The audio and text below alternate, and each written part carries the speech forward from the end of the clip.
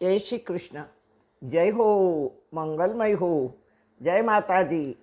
નૈમિષારણ્યમાં હજારો ઋષિઓ એકત્ર થયા છે વિશ્વની ચિંતા કરવા અને વિશ્વનું ભલું કરવા માટે.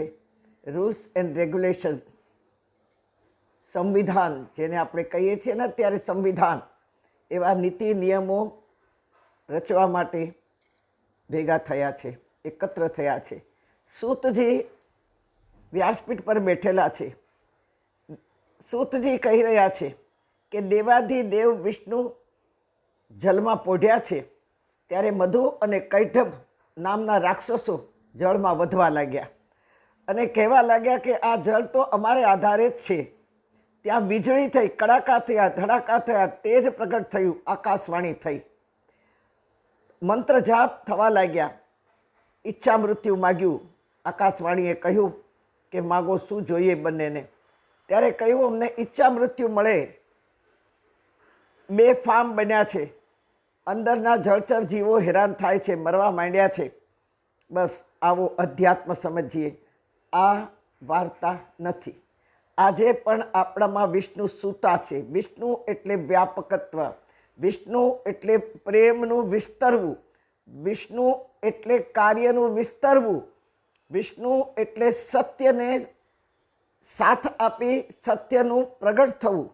આ બધું જ આપણામાં સૂતું છે. આ તમામ વાતો વિષ્ણુ સ્વરૂપ છે.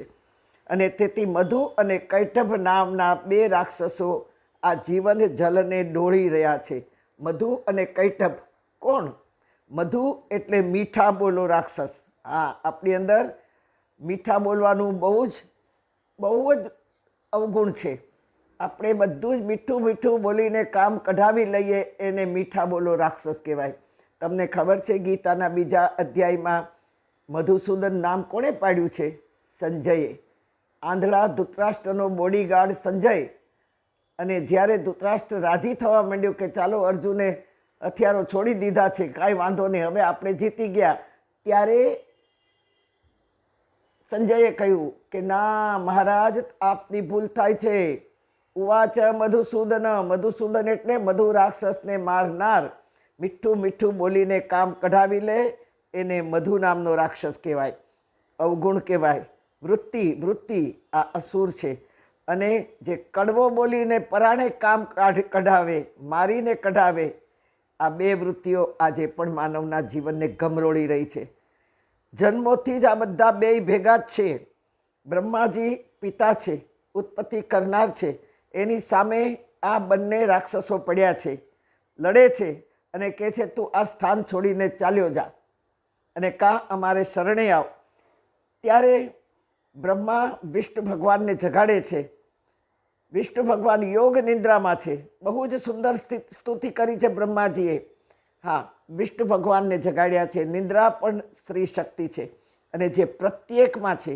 નિંદ્રા વગર કોઈ રહી જ ન શકે. નિંદ્રાને દેવી કહેવામાં આવે છે. નિંદ્રા વગર તો સ્વયં બ્રહ્મા પણ રહી નથી શક્યા. એમણે નિંદ્રા દેવી શક્તિને પ્રાર્થના કરી છે. નિંદ્રા દેવી યોગ માયા છે.